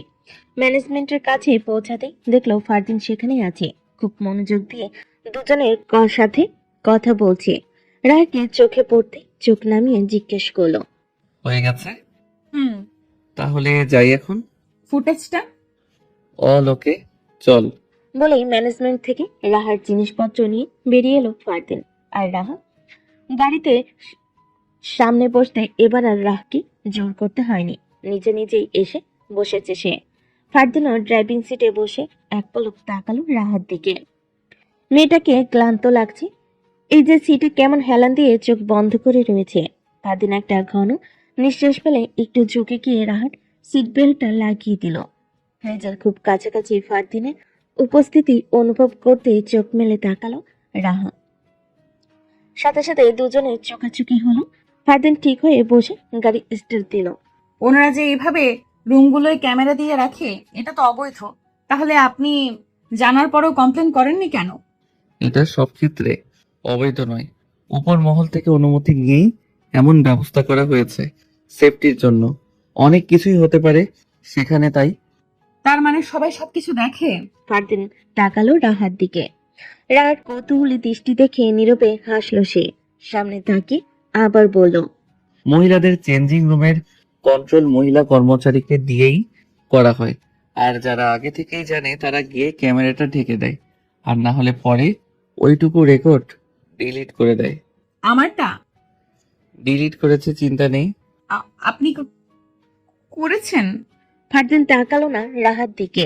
গাড়ি চালাতে চালাতেই সামনে তাকিয়ে হাসলো, কিছু বলল না। রাহাও কিছু মুহূর্ত ফারদিনের দিকে জিজ্ঞাসু দৃষ্টিতে তাকিয়ে থেকে দৃষ্টি নামিয়ে নিল। আর যাই হোক, ফারদিন ভাই যে এতটা খারাপ না সেই বিশ্বাসটুকু আছে রাহার। ফারদিন বাড়ির রাস্তা পেরিয়ে আরো সামনে এগোতে লাগলো। তা দেখে রাহা বলে উঠল, বাড়ি তো এদিকে, কোথায় যাচ্ছেন? পালাচ্ছি তোকে নিয়ে। মানে? আমার প্রতি এতটুকু বিশ্বাসও যদি থাকে তাহলে প্রশ্ন করিস না। রাহা চুপ হয়ে গেল। বেশ কিছুক্ষণ পর ফারদিন গাড়ি থামালো একটা নদীর উপর ব্রিজে। দরজা খুলে নেমে রাহার দিকে দরজাটাও খুলে দিল। আয়। রাহা নেমে এলো। চারদিকে ঝাঁঝালো বাতাস বইছে, আকাশ হালকা পরিষ্কার, তবে রোদ নেই বললেই চলে। চারদিকের মনোমুগ্ধকর পরিবেশ দেখে রাহা আনমনেই হালকা হাসলো। ধীর কদমে এগিয়ে গিয়ে ব্রিজের রেলিং ঘেঁষে দাঁড়িয়ে নিচে তাকালো। নদী দিয়ে বয়ে যাচ্ছে মোটর চালিত নৌকা, দু একটা পাল তোলা নৌকাও রয়েছে। রাহার এতক্ষণে ক্লান্তিটা যেন হুট করে উধাও হয়ে গেল। কখন যে ফারদিন তার পাশে এসে দাঁড়ালো বুঝতেই পারলো না রাহা। মন কি একটু ভালো হয়েছে? রাহা ফিরে তাকালো ফারদিনের দিকে। উত্তর হিসাবে হালকা হাসি উপহার দিল ফারদিনকে। বেশ অনেকক্ষণ কাটলো নীরবতায়। কেউ রাহা বলেই হঠাৎ রাহা বলে উঠল, আপনাকে তো আমি সহ্য করতে পারি না, ঘৃণা করি। তাও আপনি কেন আমার সম্মান রক্ষার্থে এত কিছু করেন? কি করলাম? এই যে তখন চেঞ্জিং রুমের ঘটনা, আর এখন আমার মন ভালো করতে এখানে নিয়ে এলেন। এতে তো আপনারই সময় নষ্ট, তাই না ফারদিন ভাই? ফারদিন মুগ্ধ চোখে চেয়ে রইল রাহার দিকে। কি জানি কেন করছি, হয়তো এটা গত 5 বছরে তোকে দেওয়া সকল কষ্টের প্রতিদান। আমি তো প্রতিদান চাই না আর। তাহলে কি এখনো আমাকেই চাস? রাহা পারল না উত্তর দিতে। আপন মনে তাকিয়ে রইল নদীর টলমলে পানির দিকে। ফারদিন রাহার এক হাত নিজের হাতে নিয়ে হাঁটতে হাঁটতে বলল, চল। মাত্রই তো এলাম, এক্ষুনি চলে যাব? ফারদিন উত্তর দিল না। রাহাও দেখতে লাগলো ফারদিনের কাহিনী। ফারদিন রাহাকে নিয়ে বেজার পাশ দিয়ে মাটির এবড়ো থেবড়ো সিঁড়ি বেয়ে খুব সাবধানে রাহাকে নিয়ে নামলো নিচে। তারপর রাহাকে দাঁড় করিয়ে এগিয়ে গিয়ে একটা ছোট্ট মোটর চালিত নৌকার কাছে গিয়ে একজন লোকের সাথে কথা বলল। কথা শেষ করে হাতের ইশারায় রাহাকে কাছে ডাকলো। রাহাও এগিয়ে গেল।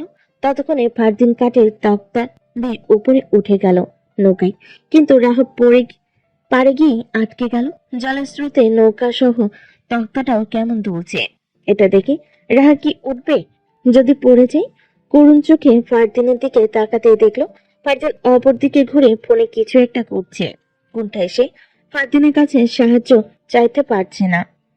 রাহার পরিস্থিতি বুঝতে পেরে নৌকায় থাকা আগে থেকে একটা ছেলে হাত বাড়িয়ে দিল রাহার দিকে। আমি হেল্প করছি, আসুন ম্যাম। ছেলেটির কথা কানে যেতেই তাকালো ফারদিন। সে রাহার দিকে হাত বাড়িয়ে আছে দেখতেই কপাল কুচকে ফেল ফারদিন। দ্রুত বলে উঠল, ওয়েট, থ্যাঙ্কস ব্রো। আপনি আসতে পারেন এখন, আমি হেল্প করছি ওকে। বলে আর অপেক্ষা করলো না ছেলেটি যাওয়ার। নিজের কাঠের তক্তা বেয়ে নিচে নেমে সে হুট করে পাজা কোলে তুলে নিল রাহাকে। তারপর তক্তা বেয়ে রাহা সয়ে উঠতে উঠতে বলল, আমায় ডাকতে কি তোর গলা ব্যথা করে? রাহা চুপ করে শুধু তাকিয়ে রইল ফারদিনের দিকে। লোকটার প্রতি যে আবারও রাহা মায়ায় পড়ে যাচ্ছে তার ঢের টের পাচ্ছে রাহা। নৌকায় উঠে রাহাকে নামিয়ে দিল ফারদিন। গলা উঁচু করে বোটম্যানকে বলল, নৌকা ছাড়েন ভাই সাহেব। একটু পরে বিকট শব্দে ইঞ্জিন চলে উঠল। নৌকাটাও পার থেকে নদীর মাঝ বরাবর গিয়ে সোজা চলতে লাগলো। দুপাশে সারি সারি গাছপালা, তার মাঝ দিয়ে এদিক সেদিক করে বয়ে চলেছে নদীটি। এই নদীটি অন্তত কোথায় তা জানা নেই রাহার। ইঞ্জিনের শব্দটা বেশ কানা লাগছে এবার রাহার। ফারদিন এগিয়ে সে রাহার হাত ধরে দাঁড় করিয়ে বলল, কিনারায় চলো, আওয়াজ কম সেথায়। না, আমি পড়ে যাব। না, সাঁতার জানি আমি। আমি তো আর জানি না। তোর জানা লাগবে না, আয়। বলে রাহাকে নিয়ে নৌকার একদম শেষ প্রান্তে গিয়ে দাঁড়ালো ফারদিন। রাহা ভয়ে ফারদিনের হাত শক্ত করে ধরে রেখেছে। হুট করে ফারদিন নিচু হয়ে বসে রাহার পায়ের দিকে পায়জামাটা কয়েকটা ভাঁজ টেনে নিল। হাঁটুর একটু নিচ পর্যন্ত পায়জামার দুপা তুলে দিয়ে নৌকার এক পাশে নিজেই জলে পা ডুবিয়ে বসলো। হাত বাড়িয়ে রাহাকেও বলল। বস এখানটায়। রাহা ভয়ে ভয়ে একবার তাকালো ফারদিনের দিকে, তারপর আবার নদীর পানির দিকে তাকিয়ে ভাবলো, যদি সে এখান থেকে একবার হুমড়ি খেয়ে পড়তে পারে তাহলে সব শেষ। আর যদি জলের নিচ থেকে কিছু একটা রাহার পা কামড়ে ধরে, এসব ভেবে রাহা দ্রুত তটস্থ হয়ে দুপাশে মাথা নেড়ে বলল। আমি পারবো না। ফারদিন একবার চোখ উঁচু করে রাহার দিকে তাকে হুট করে রাহার ধরে রাখা হাত টান দিল জোরে। সাথে সাথে রাহা বলে টাল সামলাতে না পেরে বসে পড়ল সে। আর একটু হলে হুমড়ি খেয়ে পানিতে পড়তো, কিন্তু ফারদিন এক হাতে রাহার কোমর চেপে ধরে কোনো মতে জায়গায় বসালো রাহা। কিন্তু ফারদিন এক হাতে রাহার কোমর চেপে ধরে কোনো মতে জায়গায় বসলো রাহা। বুক কাঁপছে তার, কিন্তু ফারদিনের ভাবভঙ্গির কোনো পরিবর্তন হলো না। তা দেখে রাহা তেতে উঠে বলল। ফারদিন ভাই, আপনি আস্ত একটা, আর একটু হলেই তো আমি। কথার মাঝে রাহার কোমরে থাকা ফারদিনের হাতটাই টান পড়লো। ফারদিন রাহাকে টেনে আরেকটু কাছে এনে বসালো। মুহূর্তেই জমে গেল রাহা। কম্পিত নেটে নিজের কোমরের দিকে তাকালো। ফারদিনের শক্ত হাত এখনো সেখানেই বন্দি। এদিক সেদিক না তাকিয়ে সামনে তাকা, পরিবেশটা অনুভব কর। রাহা এবার একটু লজ্জা পেয়ে সামনে তাকালো। ফারদিনের হাত ছাড়ানোর চেষ্টা করলো না, কারণ এতে সে পড়ে যাওয়ার থেকে বাঁচতে পারবে। বেশ কিছুক্ষণ পর নৌকা এসে ভিল একটা গ্রামের পাড়ে। ফারদিন উঠে দাঁড়িয়েছে, আর তার দেখা দেখি রাহু দাঁড়ালো। সে দাঁড়াতে ফারদিন আবার তাকে কোলে তুলে নিয়ে নৌকা থেকে নামালো। একটু সাহায্য করলেই নামতে পারতাম, এভাবে কষ্ট করে কোলে তোলার প্রয়োজন ছিল না। আমি কাউকে ছোটখাটো সাহায্য করি না, করলে একদম পাকাপোক্ত ভাবেই করি। ফারদিন হাঁটা ধরল গ্রামের পথ ধরে। তার পাশাপাশি রাহাও হাঁটছে। আশেপাশে তাকিয়ে জিজ্ঞেস করেই ফেলল। এটা কোন জায়গা? এই জায়গার নাম মৃত্তিকাগাঁও। শহরের মাঝে ছোট্ট একটা গ্রামের আভাস। এখানে এখনো সংস্কৃতি জীবিত, আর দারুণভাবেই এখানকার মানুষ সেই সংস্কৃতির পরিচর্যা করে। চল, দেখতেই পাবি। বলতে বলতে তারা হাঁটতে লাগলো এদিক সেদিক। হাঁটতে হাঁটতে তারা পৌঁছে গেল একটি গ্রাম্য মেলায়। মাঝখানে একটি বিশাল আকৃতির বট গাছ। সে বট গাছের ছায়া জুড়ে চারপাশে দোকানিরা তাদের সামগ্রী নিয়ে বসেছে। চোখ জুড়িয়ে যাওয়ার মতো পরিবেশ। আজ সাপ্তাহিক বাজারের দিন। প্রতি সোমবারই এই বাজার মেলে, আর গ্রামের মানুষরা তাদের পছন্দসই জিনিস কেনে। কিন্তু এখানে তো নিত্য প্রয়োজনীয় দ্রব্য নেই, শাক সবজি মাছ মশলা এসব কিছুই তো নেই। ফারদিন হেসে বলল। এই সবের জন্য আরেকটা দৈনিক বাজার আছে এখানে, আর এটা হলো শখের বাজার। এখান থেকে শিল্প ছড়ায় শহর জুড়ে, দেশ জুড়ে। আয়, আজ তোকে নিয়েই আমার কিছু শখ পূরণ করি। বলে রাহার হাত ধরে হাঁটা ধরলো ফারদিন কিছু দোকানের সামনে। একটা শাড়ির দোকানের সামনে গিয়ে থামলো সে। রাহা তাকিয়ে দেখলো দোকানটাই। ভেতর দিকে কয়েকজন লোক সুতো দিয়ে যন্ত্রের মাধ্যমে শাড়ি তৈরি করছে। আর এক পাশে কয়েকজন একরঙা শাড়িগুলো ভেজা রং দিয়ে ডিজাইন করছে। ফারদিন রাহাকে নিয়ে ভেতরে গিয়ে নিজের পছন্দ সহ হলদেটে রঙের একটি শাড়ি বেছে নিল। তারপর দোকানের সাথে কথা বলে সেই একরাঙ্গা শাড়িটি মেলে দিয়ে রং তুলে নিল নিজ হাতে। শাড়ির এক পাশ থেকে সুন্দর করে নিখুঁত ডিজাইন করছে ফারদিন, আর একজন দোকানি তাকে সাহায্য করছে। আরেকজন রং করা ভেজা শাড়ির অংশটুকু টেনে শুকানোর জন্য দিচ্ছে। ফারদিন পুরো শাড়িটা ডিজাইন করে তারপরেই থামলো, আর রাহা এক দৃষ্টিতে তাকিয়েছিল। ফারদিনের শাড়ির কাজ শেষ হতে রাহার দৃষ্টি পড়ল পুরো শাড়িটার দিকে। সে ভাবল, ফারদিন ভাই এত নিখুঁত হাতে কার জন্য শাড়ি নিল? তবে কি ফারদিন ভাই এর জীবনে অন্য কেউ আছে? শাড়িটি কিনা শেষ করে আবারও ফারদিন রাহার হাত ধরে ছোট একটা কাচের চুড়ির দোকানে। সেখানেও ঠিক একইভাবে একপাশে কাঁচগোলের বিভিন্ন রকম চুড়ি তৈরি করা হচ্ছে। সামনে সাজিয়ে রাখা চুড়ির ভাঁজ থেকে ফারদিন বেছে বেছে রঙিন কাজের একজোড়া বেঙ্গল হাতে তুলে নিল। হুট করে রাহাত দুহাতে বেঙ্গল দুটি পরিয়ে দিয়ে হাত নাড়িয়ে চাড়িয়ে দেখে পড়ল। পারফেক্ট। বলে এবার ফারদিন আরো এক মুঠো রেশমি চুড়ি কিনে ওই শাড়িটার সাথে মিলিয়ে টাকা মিটিয়ে দিয়ে এবার ফারদিন রাহাকে নিয়ে পুরো বাজার ঘুরতে লাগলো। বেশ অনেকক্ষণ পর রাহা আস্তে করে বলে উঠলো, ফারদিন ভাই, হুম। সন্ধ্যা হয়ে যাচ্ছে তো, আমরা বাড়ি ফিরতে হবে। তুই কি আমায় ভয় পাচ্ছিস? সেটা না। তাহলে আরেকটু পর যাই। আচ্ছা। বেশ কিছুক্ষণ পর ফারদিন হাত ঘড়িতে সময় দেখেনি রাহাকে নিয়ে হাঁটা ধরলো আবার নদীর পাড়ে। নৌকায় উঠতে উঠতে সূর্য পশ্চিম আকাশে প্রায় অস্ত্র প্রায়। এবার আর মোটর চালিত নৌকায় উঠল না তারা, বৈঠা চালিত একটা পালতোলা নৌকায় উঠল। ফারদিন নৌকার এক পাশে গিয়ে বসলো। চোখের ইশারায় রাহাকেও বলল বসতে। রাহা বসলো। একটু পরে ফারদিন রাহার মাথাটা টেনে নিজের কাঠে ঠেকালো। রাহা কিছু বলতে যাবে তার আগেই ফারদিন ইশারা করে বলল। চুপচাপ ওইদিকে তাকিয়ে থাক। ফারদিনের কথা অনুযায়ী রাহা তাকাতে দেখল পশ্চিম আকাশে লাল টকটকে আভাস, নদীর পানি টলটল শব্দ, সাথে সূর্য ডোবার মুহূর্তখানা। সে এক মনোমুগ্ধকর পরিবেশ। ফারদিন ভাইয়ের জন্যই হয়তো একটু আগে ফের নিয়ে রাহার মাথা তুলল না। চুপটি করে দেখতে লাগলো সেই দৃশ্য। এভাবে থাকতে থাকতে কখন যে রাহার চোখ লেগে এলো তা বুঝতেই পারলো না সে। যখন ঘুম ভাঙলো তখন সে নিজেকে একটা রুমে আবিষ্কার করলো। চোখ কষলে ভালো মতো খেয়াল করলে বুঝতে পারলো এটা ফারদিনদের বাড়ি, আর রাহার জন্য নির্ধারিত রুমে সে আছে। কিভাবে এলো ভাবতেই মাথায় এলো ফারদিন ভাই তাকে কোলে তুলে নিয়ে এসেছে। ভাবতে লজ্জায় ধোয়াতে মুখ ঢেকে নিল সে। ঘুম ভেঙেছে তোমার? দরজার দিকে তাকাতেই দেখলাম দিশা খানম হাসি মুখে এগিয়ে আসছে তার দিকে। বিছানার কোণে এসে বসতেই রাহা মুখ নিচু করে বলল, কিভাবে যে ঘুমিয়ে পড়েছিলাম তখন। থাক, আর কিছু বলতে হবে না মামনি। ফ্রেশ হয়ে নাও, সন্ধ্যায় নাস্তা করনি তুমি। এখন রাত 9টা বাজতে চললো, একেবারে ডিনার করে নিও। রাহা মাথা নাড়িয়ে সাই জানিয়ে হঠাৎ হাতের দিকে চোখ পড়তে দেখলো ফারদিনে দেওয়া বেঙ্গলগুলি এখনো তার হাতেই আছে। হঠাৎ কিছু একটা মাথায় আসতে দিশা খানমের দিকে তাকিয়ে সে বলে উঠল, আচ্ছা আন্টি, বলো মামনি। আপনার ছেলে কি প্রেম করে? রাহার কথা শুনে দিশা খানম ফিক করে হেসে দিল। রাহা আমতা আমতা করে বলল, আসলে উনি আজকে একটা শাড়ি আর চুড়ি কিনলো দেখলাম, ওগুলো দেখে মনে হয়নি যে আপনার জন্য কিনেছে, তাই ভাবলাম। দিশা খানম উঠে দাঁড়িয়ে চোখের ইশারায় টেবিলের উপর দেখালো। রাহা তাকিয়ে দেখলো তখনকার শাড়ির প্যাকেট আর চুড়িগুলো সেখানে রাখা। ওগুলো তোমার জন্যই কেনা হয়েছে। এখন ফ্রেশ হয়ে নিচে আসো তো। বলে দিশা খানম চলে গেল। রাহা অবাক চোখে সেদিকে তাকিয়ে আপন মনে বলে উঠল, ফারদিন ভাই ওগুলো আমার জন্য কিনেছে? রাত প্রায় 11:30। ফারদিন মাত্রই বাসায় ফিরেছে। সিঁড়ি বেয়ে উপরে উঠে নিজের রুমের দিকে পা বাড়াতে হঠাৎ চোখে পড়লো বারান্দার পর্দার আড়ালে লুকিয়ে সিফাত কিছু একটা দেখছে। ফারদিন ভুরকুচকে সেদিকে এগিয়ে গেল। চোখ পড়লো বারান্দায় দাঁড়িয়ে রাহা কারোর সাথে ফোনে কথা বলছে। উল্টো দিকে ফিরে থাকার কারণে পেছনে লুকিয়ে থাকা সিফাতকে নজরে পড়ল না মেয়েটার। সিফাতের দৃষ্টি অনুসরণ করতে ফারদিনের চোয়াল শক্ত হয়ে এলো। দ্রুত সিফাতকে পাশ কাটিয়ে এগিয়ে গেল রাহার দিকে। তুই ঘুমাসনি এখনো? ফারদিনের কণ্ঠস্বর পেয়ে রাহা ঘুরে তাকালো একবার।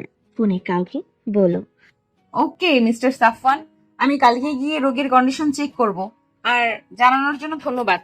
বলে কল কাটলো রাহা। ফারদিনের দিকে তাকিয়ে বলল, হসপিটাল থেকে কল এসেছিল, কথা বলতে বলতে এমনিতেই একটু বারান্দায় এসেছি। এত রাতে রুম থেকে বের হোস না? রাহা কথা ঘুরিয়ে বলল, আপনি মাত্র এসেছেন? হুম। খেয়েছেন? আয় রুমে এগিয়ে দেই তোকে। একটু থাকি। যেতে বলেছি না তোকে? ফারদিনের ধমক শুনে রাহার মুখটা চুপসে গেল। আর কিছুটি না বলে চুপচাপ ফারদিনের পিছু পিছু রুমে গেল। ফারদিন যাওয়ার সময় বলল, রাতে ভেতর থেকে ছিটকিনি দিয়ে ঘুমাবি। রাহা মাথা কাত করে সম্মতি দিয়ে দরজা আটকে ফেল।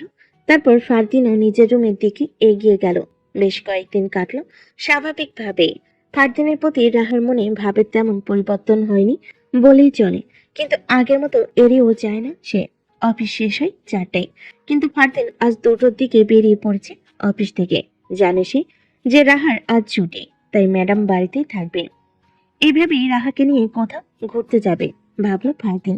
মেয়েটা বেশ ভ্রমণ পিয়াসও। যেই ভাবা সেই কাজ। বাড়িতে যাওয়ার সময় রাস্তার ট্রাফিকে একটা বাচ্চা ছেলে টকটকা লাল গোলাপ বিক্রি করছিল।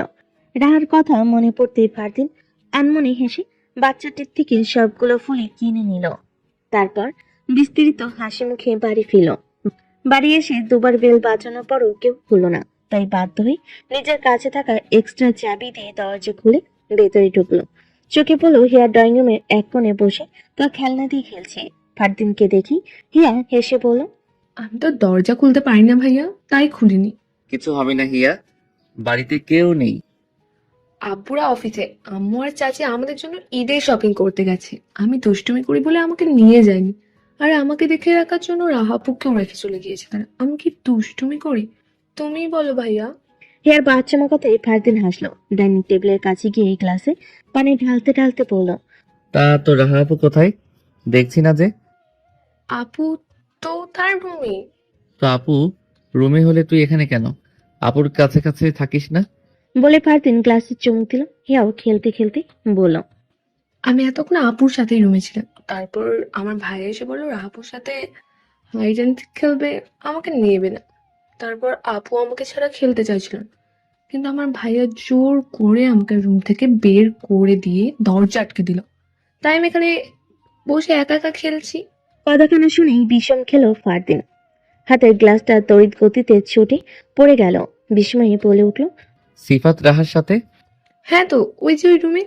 বলে হিয়া আঙ্গুল উঁচু করে একটা রুমের দিকে তাক করলো। তা দেখে ফারদিন আর এক মুহূর্ত অপেক্ষা করলো না, প্রাণপণে ছুটল সেথায়। উত্তেজিত মনে দরজায় করাঘাত করতেই ভেতর থেকে সিফাতের ধমক ভেসে এলো। হিয়া, বলছি না বিরক্ত না করতে, যা এখান থেকে। ফারদিনের গলার স্বর বের হচ্ছে না যেন। তার রাহার কিছু হয়ে গেলে সে যে নিজেকে ক্ষমা করতে পারবে না। হঠাৎ মাথায় এলো তার কাছে রাহার রুমের এক্সট্রা চাবিও আছে। পকেট থেকে সেটি বের করে লক খুলতেই চোখের সামনে ভাসমান হলো এক নিকৃষ্ট দৃশ্য। রাহার হাত মুখ সিফাতের কাছে বন্ধি, মুখ দিয়ে গোঙ্কানির মতো শব্দ বের হচ্ছে তার, কিন্তু এক হাতে সিফাত তার মুখ চেপে ধরে রাখাই কিছুই বলতে পারছে না রাহা। ফারদিনের মাথার রগগুলো ফুলে ফেঁপে উঠেছে। রাহাতের হাত মুষ্টিবদ্ধ করে এগিয়ে গিয়ে কলার ধরে টেনে সিফাতকে আলাদা করলো রাহাত থেকে। তারপর সাথে সাথে শক্ত হাতে সিফাতের নাক বরাবর একটা ঘুষি মারল।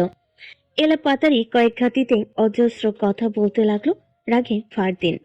তোর সাহস কি করে হয় ওর সাথে এমন কিছু করার? তুই আমার কলিজায় হাত বাড়িয়েছিস, আজ তোকে আমি মেরে ফেলবো রাস্কেল। ফারদিন ভাই, মাঝে মাঝে হঠাৎ রাহার কান্নারত নেতিয়ে যাওয়া কণ্ঠ শুনেই হাত থমকে গেল ফারদিনের। তাকিয়ে দেখলো রাহার মাথা ঘুরছে, ঢুলতে ঢুলতে এখনই প্রায় লুটিয়ে পড়বে মেয়েটা। ফারদিন এবার সিফাতকে ছেড়ে দিয়ে ছুটে গেল রাহার কাছে। রাহা ফ্লোরে গড়িয়ে পড়তে নিলে ফারদিন দুহাতে আগলে নিল তাকে। রাহা, এই রাহা, কিছু হয়নি পাখি, এদিকে তাকা। এই রাহা। রাহা জ্ঞান হারালো। ফারদিনের দুনিয়া ঘুরছে যেন। তার এত বছরের সাধনা, তার ভালোবাসার এই পরিণতি সে সহ্য করতে পারছে না। কি করবে না করবে ভেবে রাহাকে নিজের বুকের সাথে শক্ত করে চেপে ধরে রাখলো সে। তবু যেন শান্তি নেই, কোনোভাবেই শান্তি মিলছে না তার। ঘুমের মধ্যেই তখনকার সে নিকৃষ্ট দৃশ্য চোখে ভাসতে লাগলো রাহার। সিপাতে সেই লোভাতুর দৃষ্টি, সেই বিচ্ছিরি স্পর্শ সহ্য হচ্ছে না আর রাহার। চিৎকার দিয়ে উঠে বসলো সে। আশেপাশে তাকিয়ে কি খুঁজলো কে জানে। নিজের মাথার কাছে ফারদিনকে চোখে পড়তে হুট করে ঝাঁপিয়ে পড়লো সে ফারদিনের বুকে। ভয়ে ফারদিনের শার্ট খামচে ধরে কাঁপতে লাগলো মেয়েটা। ফারদিন বুঝতে পেরে নিজের সাথে জড়িয়ে নিল রাহাকে। রাহার মাথায় হাত বুলিয়ে দিতে দিতে বলল, এই তো রাহা, আমি আছি, ভয় পাই না, প্লিজ শান্ত হ। কিচ্ছু হয়নি, কিচ্ছু না, রিল্যাক্স। আমাকে বাঁচান ফারদিন ভাই, ওই লোকটা আমার সাথে। পুষ, আর কিছু বলতে হবে না তোকে, কিচ্ছু হয়নি, ভয় পাস না। প্লিজ দেখ, ও নেই এখানে, কোথাও নেই তো। রাহা এলোমেলো ভাবেই ফারদিনের বাহু জোরে লুকানোর চেষ্টায় নিমগ্ন হলো। এটাই যেন তার একমাত্র আশ্রয় স্থল। বেশ অনেকক্ষণ পর রাহা শান্ত হলো, কিন্তু ফারদিনকে ছাড়লো না। ফারদিনও ছাড়ার জন্য জোর করলো না। রাহাকে নিজের বুকে নিয়ে যত প্রশান্তি ফারদিনের। আমাকে ক্ষমা করে দিস রাহা, আমি তোকে রক্ষা করতে পারিনি, কিন্তু আমি তোকে কথা দিচ্ছি পাখি, আর একটা মুহূর্ত তোকে একা ছাড়বো না আমি। এবার তোকে নিজের করেই ছাড়বো, সেটাই তোর অনুমতি থাক আর না থাক। কি রে মামুনির কি হয়েছে? পেছন ফিরে একবার নিজের মাকে দেখে নিল ফারদিন। মুখ নামিয়ে নিল, কিছু বলতে পারলো না। দিশা খানম নিজে এসে চিন্তিত হয়ে রাহার কপালে হাত ঠেকাতেই আটকে উঠলো। বলো, এ কি মামুনির এত জ্বর এলো কি করে? রাহা মিশে আছে ফারদিনের মাঝে, কিন্তু নানা চিন্তায় ফারদিন যেন এতক্ষণ বুঝতে পারেনি বিষয়টা। দিশা খানমের কথা শুনে নিজেও রাহার কপালে গালে হাত রাখতেই কেঁপে উঠল সে। শুষ্ক ঢোক গিলে বলল, ভয় এমনটা হয়েছে আম্মু, তুমি একটু ওর কাছে থাকবে, আমি ডাক্তার আঙ্কেলকে কল করছি। দিশা খানম মাথা নাড়িয়ে সম্মতি জানালো। ফারদিন এবার আস্তে করে রাহাকে বালিশের শুইতে উঠে দাঁড়ালো। দিশা খানমও দ্রুত একটি বাটিতে পানি নিয়ে কাপড় ভিজিয়ে রাহার মাথায় জলপট্টি দিতে লাগলো। পরদিন সকালে ব্রেকফাস্ট টেবিলে উপস্থিত সকলে, শুধু সিফাত আর রাহা ছাড়া। ফারদিন গলা ঝেড়ে শফিক সাহেবের উদ্দেশ্যে বলল, আব্বু, তোমার সাথে আমার ইম্পর্টেন্ট কথা আছে। হ্যাঁ বল, কি বলবি? না, রাহাকে নিয়ে। শফিক সাহেব এবার মুখ তুলে তাকালো ফারদিনের দিকে, জিজ্ঞেস করলো, রাহামামুনিকে নিয়ে মানে? তুমি আজই রাহার বাবার সাথে আমাদের বিয়ের ব্যাপারে কথা বলো। আজই মানে? বললেই হলো নাকি? আব্বু, হয় তুমি আজ এক্ষুনি আমাদের বিয়ে ঠিক করবে, আর না হয় আমি রাহাকে নিয়ে বাড়ি ছেড়ে পালিয়ে যাব। শফিক সাহেব চেয়ার ছেড়ে দ্রুত উঠে দাঁড়ালো। মুখ আপনা আপনি হা হয়ে গেছে তার। দিশা খানম মাত্রই কথা শুনে টেবিলের কাছে এসেছে, হাতে তার ট্রেতে করে খাবার রাখার জন্য। ফারদিন সেদিকে একবার তাকিয়ে উঠে দাঁড়িয়ে বলল, 10 মিনিট সময় দিলাম, এরপর সে শুনবো বিয়ের দিন তারিখ করে ফেলেছ। আশা করব খুব শীঘ্রই করবে। বলে আর এক মুহূর্ত দাঁড়ালো না। দিশা হাত থেকে খাবারের প্লেটটা নিয়ে ধপাধপ পা ফেলে উপরে চলে গেল রাহার রুমের দিকে। বিছানায় ঘুমন্ত রাহার দিকে একবার তাকে হাতের প্লেটটি টেবিলে রাখলো। তারপর আস্তে করে বিছানার কিনারায় বসে তাকালো রাহার শুকিয়ে যাওয়া মুখখানির দিকে। কপালে হাত রেখে চেক করলো জ্বর আছে কিনা। না, কমেছে একটু হলো। ফারদিন এবার আলতো হাতে রাহার চুলে ভাঁজে হাত বুলিয়ে দিতে দিতে রাহা, এই রাহা, ওঠো এবার, একটু কিছু খেয়ে নে। কিছুক্ষণ পর রাহা পিটপিট করে চোখ খুলে তাকালো। ফারদিনকে দেখে আস্তে করে উঠে বসলো। ফ্রেশ হয়ে আয়, খেয়ে নিবি। আমি 14 গ্রাম ফিরে যাবো ফারদিন ভাই। এসব কথা এখন থাক রাহা, আই এম সরি। আমি থাকতে তোর উপর এরকম একটা ঝড় বয়ে গেল, কিন্তু বিশ্বাস কর আর কোনো ক্ষতি হবে না। সিফাতকে আমি গতকাল রাতের ফ্লাইটেই ইউকে পাঠিয়ে দিয়েছি, ও আর সহজে ফিরবে না এখানে। তোর আর কোনো ভয় নেই পাখি। রাহা চুপ করে রইল। ফারদিন এবার এক হাতে রাহাকে টেনে নিজের বুকে জড়িয়ে নিয়ে বলল, আমার উপর একটু বিশ্বাস রাখ, আমি তোকে সারা জীবন আগলে রাখবো এখন থেকে। তোর আর কোনো ভয় নেই আমি থাকতে। বেশ কিছুক্ষণ ওভাবেই থাকলো দুজন। রাহ নজর করলো না, এভাবেই যেন তার শান্তি। একটু পরে ফারদিন নিজে রাহাকে নিজের থেকে ছাড়িয়ে বলল, যা, ফ্রেশ হয়ে আয়, খাবার ঠান্ডা হয়ে যাবে। আসছি। বলে রাহা গিয়ে 5 মিনিটের মধ্যে ফ্রেশ হয়ে হাত মুখ ধুয়ে এলো। তারপর ফারদিন তাকে বিছানায় বসে নিজ হাতে খাইয়ে দিতে লাগলো। রাহাও লক্ষ্মী মেয়ের মতো চুপচাপ খেয়ে নিল কিছুটা। বিকেলে রাহা দিশা খানম আর সীমা বেগমের সাথে ড্রয়িং রুমে বসেছিল। তখনই হঠাৎ সেখানে আগমন হলো রাহার মা আর বাবার। হুট করে কিছু না জানিয়ে এভাবে মা আর বাবাকে দেখতে পেয়ে রাহা আনন্দে আত্মহারা হয়ে গেল। উঠে গিয়ে সালাম দিয়ে অবাক হয়ে জিজ্ঞেস করলো, আব্বু আম্মু তোমরা দুজন এখানে, আমাকে কিছু জানালে না? দিশা খানমও কুশল বিনিময় করে নাস্তার ব্যবস্থা করতে গেলেন। রাহার বাবা মহিন সাহেব বলল, তোকে নিতে এসেছি মা, আর কয়েকটা দিন তুই আমাদের কাছে থাকবি। রাহা ভোর কুচকে বলল, কিন্তু আব্বু, আমার হসপিটাল থেকে তো ছুটি দিবে না এখন, কি করে যাব? এবার রাহার মা কাকলি বেগম বলেন, আরে আমরা তো এখানেই থাকবো। ঢাকাতে কয়েকদিনের জন্য একটা বাংলো ভাড়া নিয়েছি আমরা, কয়েকটা দিন ওখানেই থাকবো। মানে হঠাৎ বাংলো কেন আম্মু? আমরা তোর বিয়ে ঠিক করেছি রাহামা। এই একটা কথাই যেন রাহার মাথায় আকাশ ভেঙে পড়ল। চোখের পাতায় ভেসে উঠল ফারদিনের চেহারা খানা। বুকের ভেতর মোচড় দিচ্ছে তার। একটা মুহূর্তের জন্যই মনে হলো, ফারদিন ভাইকে ছাড়া আমি অন্য কাউকে কি করে বিয়ে করব? কিন্তু মুখ ফুটে কথাখানা আর উচ্চারণ করতে পারল না সে। চোখ ঘুরে ড্রয়িং রুম হতে চারপাশে তাকালো। একফালে আকাঙ্ক্ষা যেন ফারদিন ভাইকে খুব করে দেখতে ইচ্ছে করছে, কিন্তু ফারদিন ভাই যে কোথাও নেই। ফারদিন ভাইয়ের মনে কথা জানা যে রাহার খুব প্রয়োজন এই মুহূর্তে। উনি কি আজও মুখ ফিরে নিবে রাহার ভালোবাসা থেকে, নাকি বক্ষস্থলে আগলে নিবে গোপন চিত্রে? আমি এখন বিয়ে করব না আব্বু। রাহার কথায় রাহার বাবা মহিন ভোর কুচকে বলল, বিয়ে করবি না মানে কি রাহা? আমি তাদের কথা দিয়ে ফেলেছি, আগামী শুক্রবার তোদের বিয়ে। গ্রাম থেকে পথ বেশি দূর হয়ে যায়, তাই বিয়ের সকল অবস্থা এখানেই একটা বাংলোতে করা হয়েছে।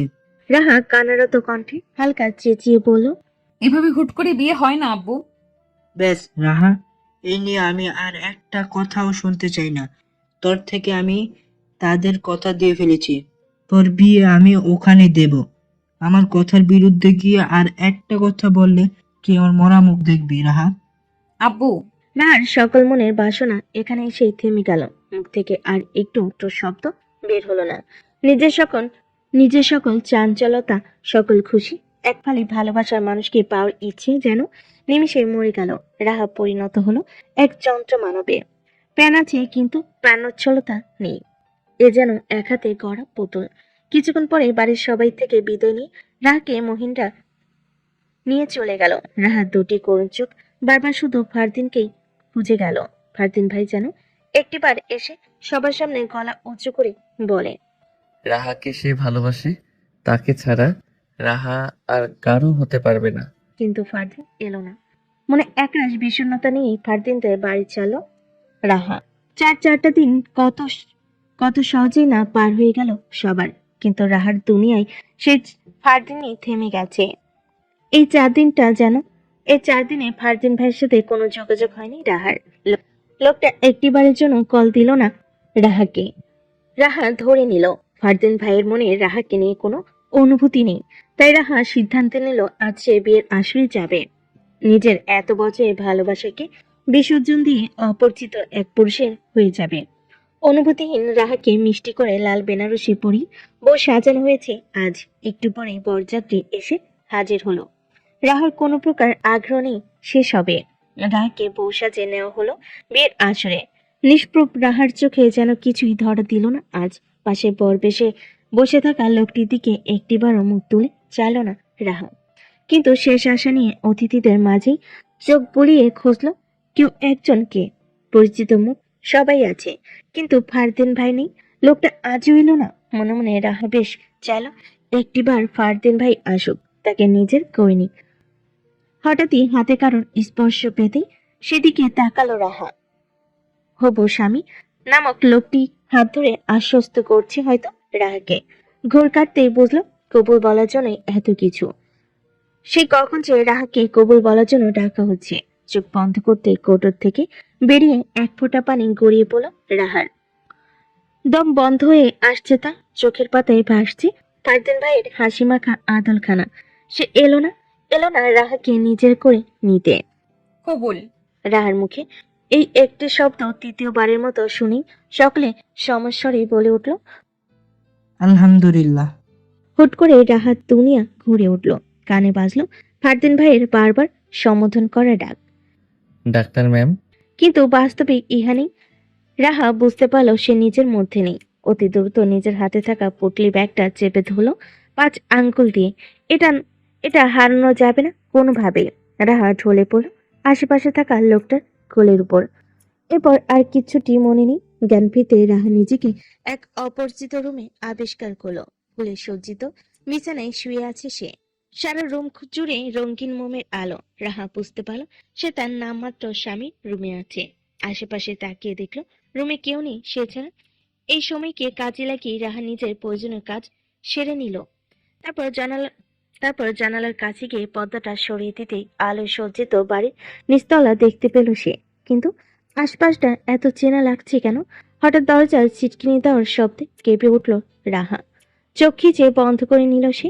কেউ একজন ধীর পায়ে এগিয়ে এসে দাঁড়ালো তার পেছনে। দুহাত রাহার দুপাশ দিয়ে জানালে ঠেকে থুতনি ঠেকলো রাহার কাঁধে। কেঁপে উঠল রাহা। লোকটি হঠাৎই হাসকি কণ্ঠে বলে উঠল, সারপ্রাইজটা কেমন দিলাম ডাক্তার বউ? তড়িৎ গতিতে চোখ খুলো রাহা। মুখ থেকে অস্পষ্ট স্বরে বেরিয়ে এলো, ফারদিন ভাই। হাসলো ফারদিন। পেছন থেকে এক হাতের সাহায্যে রাহাকে ঘুরিয়ে নিজের দিকে তাক করলো। দৃষ্টিতে দৃষ্টি মিলল দুজনা। ফারদিন দুহাতের আঁচলে রাহার দুগাল ছুলো।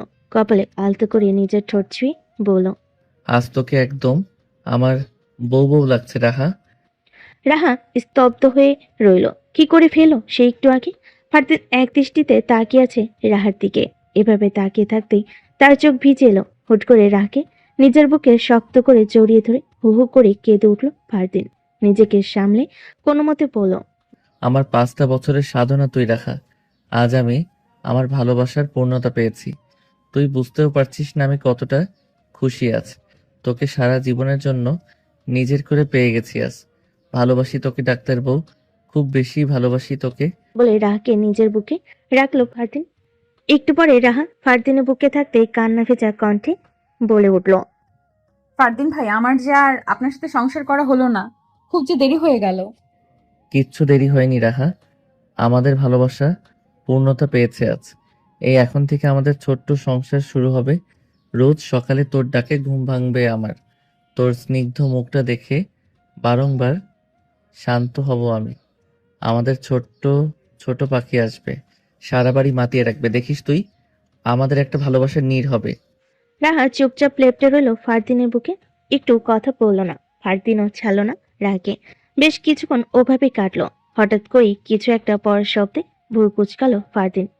নিচে তাকিয়ে দেখলো একটা ছোট্ট কাচের ওষুধ, কিন্তু রাহার কোনো নড়চড় নেই। তা দেখতেই ফারদিন বার কয়েক ডাকলো তাকে। রাহা, এই রাহা। কোনো উত্তর নেই।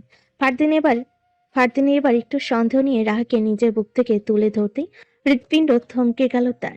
বুকের ভেতরটা মোচড় দিয়ে উঠল যেন কেউ তার প্রাণটাই ছিনিয়ে নিল। রাহার মুখ থেকে সাদা সাদা ফেনা বের হচ্ছে, চোখ বন্ধ তার। ফারদিন বুঝেও বুঝতে পারছে না এসব, নিজের মনকেই বোঝাতে পারছে না সে। পাগলের মতো রাহার গালে চাপড় মারতে মারতে ডাকতে লাগলো, রাহা, এই রাহা, কি করেছিস তুই? এই রাহা, চোখ খোল। দেখ আমি তোর ফারদিন ভাই, তোর স্বামী। এই রাহা, চোখ খোল, তাকা আমার দিকে রাহা। লাভ হলো না। রাহা চোখ হলো না, আর না ফারদিনের ডাকে সাড়া দিল। ফারদিন পাগল প্রায় হয়ে চিৎকার করতে লাগলো। তার সমস্ত সাধনা কি এভাবেই এক নিমিষেই শেষ হয়ে গেল? প্রায় 6 ঘন্টা পর রাহার জ্ঞান ফেরাতে সফল হয়েছে ডাক্তাররা। ভাগ্য ভালো ছিল, বিষের প্রভাব তখনও খুব বেশি ছড়িয়ে পড়েনি, না হলে হয়তো রাহাকে বাঁচানো সম্ভব হতো না। চোখ খুলতেই রাহার চোখে পড়ল সামনে থাকা শফিক সাহেব আর দিশা খানমকে। ফারদিনকে না দেখতে পেয়ে রাহা ভাঙ্গা কণ্ঠে ডেকে উঠল। ফারদিন ভাই, সাথে সাথে নিজের হাতে আরেকটা হাতের অস্তিত্ব অনুভব করলো সে।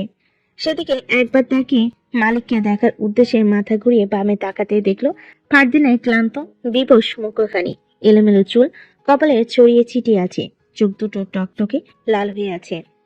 আমায় এই কয়দিন কেন এত কষ্ট দিলেন ফারদিন ভাই? তোকে আমি গত 4 দিনে যেই কষ্ট দিয়েছি, তা তুই মাত্র এই 6 ঘন্টাতেই সুদে আসলে পুষিয়ে দিয়েছিস আমায়। আমি আপনাকে ছেড়ে আর কাউকে বিয়ে করে বেঁচে থাকতে পারতাম না ফারদিন ভাই। গত 5টা বছর ধরে এত দূর থেকেও তোকে ভালোবেসেছি। তোর প্রতিটা কাজ পদক্ষেপ নজরে রেখেছি। বুকে তীব্র ব্যথা অনুভূত হলেই রাত 2-3টায় বাইক নিয়ে ঢাকা থেকে 14 গ্রাম রওনা দিয়েছিলাম আমি। এই এত কিছু করার পরেও তুই ভাবলি কি করে তোকে আমি অন্য কারো হতে দিতাম? 5টা বছর যে আমি তোর আশেপাশেও কোনো ছেলেকে ঘেঁষতে দেইনি, আজ শেষ মুহূর্তে এসে সে আমি কি করে তোকে ছেড়ে দিতাম বল?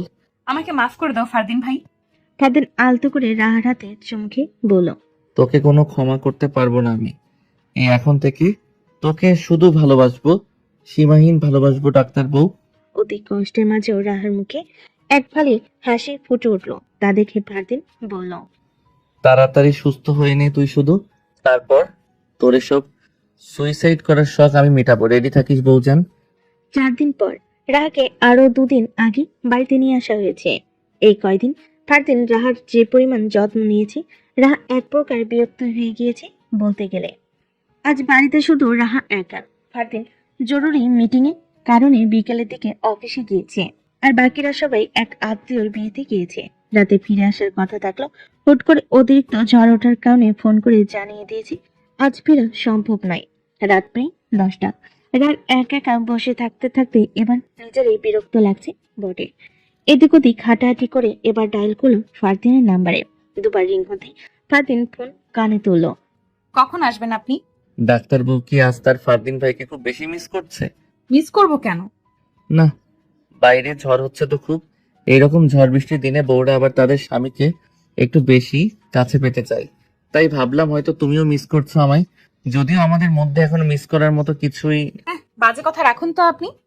বাড়িতে কেউ নেই, একা একা ভালো লাগছে না, আর কিছুটা ভয়ও করছে, তাই জিজ্ঞেস করছি। বাড়িতে কেউ নেই মানে? আম্মু আব্বুরা এখনো ফিরেনি? যেই ঝড়, এত দূর থেকে আসাটা রিস্ক হয়ে যাবে, তাই তারা কেউ আজ ফিরবে না জানিয়ে দিয়েছে। আমি 20 মিনিটে আসছি বউ, ভয় পেও না তুমি। বলে ফারদিন কল কেটে দিল। রাহা বুঝতে পারলো ফারদিন এখনই রওনা দিল বলে। ভাবতেই মুচকি হাসলো রাহা। বসে থাকতে থাকতেই হুট করে একটা বুদ্ধি মাথায় আসতেই হেসে উঠল রাহা। দ্রুত উঠে কাজে লেগে পড়লো। হাতে একদমই সময় নেই। ফারদিন ফেরার আগেই সেরে ফেলতে হবে। 20 মিনিট বললেও প্রায় 15 মিনিটের মধ্যেই ফারদিন বাড়ি এসে পৌঁছালো। রায়কে জ্বালাবে না বলে নিজের কাছে থাকা এক্সট্রা চাবি দিয়ে মেইন ডোর খুলে ভিতরে ঢুকলো সে। পুরো রুম অন্ধকার, হয়তো অতিরিক্ত ঝড়ের কারণে বিদ্যুতের লাইনে সমস্যা হয়েছে কোনো। ভেবে ফারদিন ফোনে ফ্ল্যাশ জ্বালিয়ে দ্রুত উপরে নিজের রুমের দিকে গেল। কে জানে মেয়েটা একা একা কি করছে। রুমে ঢুকতে দেখলো রাহা নেই কোথাও। ফারদিন বার কয়েক ডাক দিল। রাহা, এই রাহা, কোথায় আছো? হঠাৎই রিনঝিন শব্দ পেয়ে ঘাড় ফেরালো ফারদিন। ফোনে ফ্ল্যাশ পড়তে দেখলো দরজার আল থেকে রাহা চোখ বন্ধ করে দাঁড়িয়ে আছে। ফারদিন ভুরকুচকে এগিয়ে যেতে দেখলো রাহা শাড়ি পরেছে।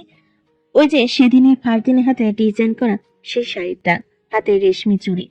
ফারদিনের ঠোঁট জুড়ে হাসি ফুটে উঠলো। এক হাতে রাহাকে টেনে দরজার আল থেকে বের করলো। ছোট ছোট করে রাহার সারা দেহে দৃষ্টি বুলিয়ে হঠাৎই রাহার কোমর চেপে নিজের সাথে মিশিয়ে নিল। রাহার চোখ বন্ধ, ঘন ঘন নিঃশ্বাস ফেলছে সে। লজ্জায় মাথা নিচু করে রেখেছে। ফারদিন নিজের তর্জনী আঙ্গুল দিয়ে রাহার থুতনি ধরে মাথাটা উঁচু করলো। আমাকে পাগল করার জন্য এসব করেছিস তুই? রাহা চুপ করে রইল। ফারদিন ফের জিজ্ঞেস করলো। শাড়ি পরেছিস একা একা? ইউটিউব থেকে দেখে দেখে পড়েছি, ততটাও পারফেক্ট হয়নি। পারফেক্ট হলে আমি হয়তো এতক্ষণ এভাবে দাঁড়িয়ে থাকতে পারতাম না। রাহা মুখ তুলে চাইল। অনুমতি দিচ্ছিস তাহলে? রাহা চুপ রইল। চোখ বন্ধ করে ঘন ঘন নিঃশ্বাস ফেলতে লাগলো সে। ফারদিন নেশাতুর দৃষ্টিতে রাহার রঙিন ঠোঁটের দিকে তাকিয়ে বলল। নীরবতাকে সম্মতির লক্ষণই ধরে নিলাম তাহলে। রাহা এবারও উত্তর দিল না। ফারদিন নিজের ওষ্ঠ মিলালো রাহার কোমল ওষ্ঠে। ধীরে ধীরে এক ব্যাকুল দুনিয়ায় হারিয়ে যেতে লাগলো দুটি প্রাণ। এভাবেই এক অজস্র ভালোবাসা এগিয়ে গেল পূর্ণতার দিকে।